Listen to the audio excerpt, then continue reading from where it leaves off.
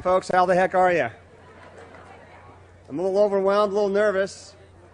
I just came from Louisiana a couple of days ago. Boy, talk about the fit hitting the shan. Am I right about that? Man. And then I get a call from the governor's office.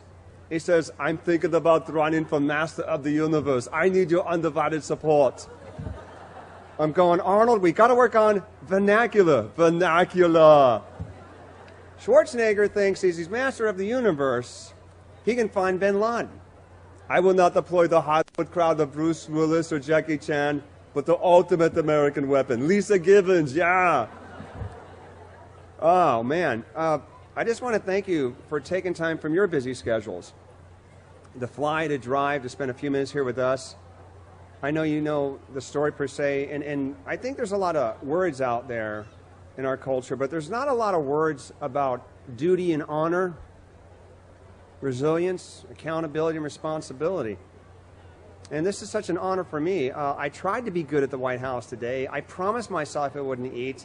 Right up until the moment I had grits in the White House, it got stuck in my teeth, and right behind me is Mrs. Bush. How you doing, ma'am?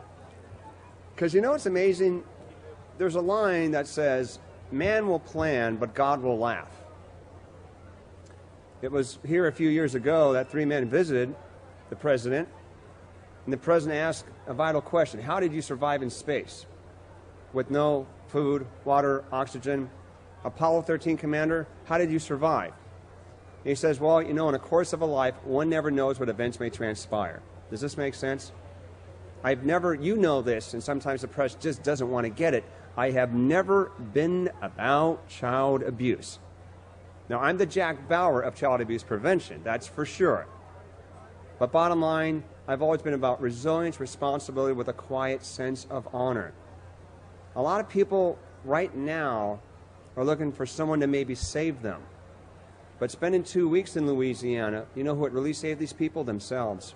Self-Reliance.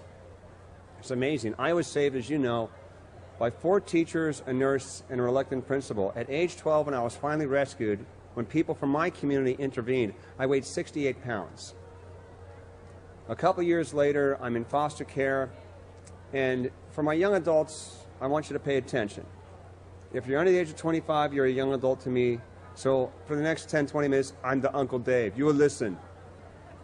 Young adults, you get so many forks in the road. And I'm going to teach you the F word right now. Focus. Where are you at in your life? Where do you intend to go, and how do you intend to make it happen? Forks in the road for young adults. I'm 14, and this doctor, psychiatrist, he reminded me of Doc Brown from Back to the Future. I've examined many children. I've never seen a case so traumatic as Mr. Pelzer. Look at him. He can't even talk. He can't pronounce a single word. He can't tie his shoes because working with the chemicals for all those years, he has no coordination. The abuse was so traumatic, he'll never adjust within the confines of normal society. And people actually started to clap, especially when he added the caveat, I predict, as the doctor, at age 18, death or prison for Mr. Pelzer.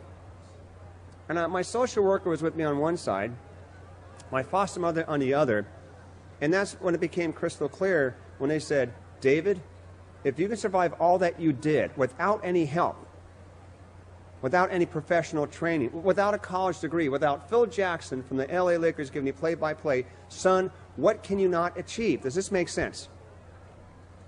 You see? Everybody has problems. People divorce. Someone dies of cancer. We are attacked as a nation. And I do believe, like Rudy Giuliani once said, I think he said this about a year after 9/11. I think it was the year after 9/11, when Captain Courageous said, maybe 9/11 can be a positive experience for our nation because it's the first day that America woke up to its own reality. And because of 9/11, we're just a little bit more concerned about our values. Our biggest value is, of course, children, family, safety, and security. We appreciate the armed forces a lot more. If you look at your history, the Time Gallup poll of December 1999 said, what was the one event that changed the course of the century? Was it penicillin? Landing a man on the moon? 83% responded the fact that the armed forces defeated the Axis powers. Does that make sense? But yet, for the first and only time, were the men and women of the armed forces on the cover of Time magazine last January as Person of the Year. They're not doing anything different. God bless them. But now we respect them more. I am very proud to state that in my free time, I'm on the road this year 330 days. My average workday this year is 16.8 hours. And during my free time, I'm proud to say I visit a lot of the members of the armed forces. I do comedy and counseling. And just do me one favor and no noise.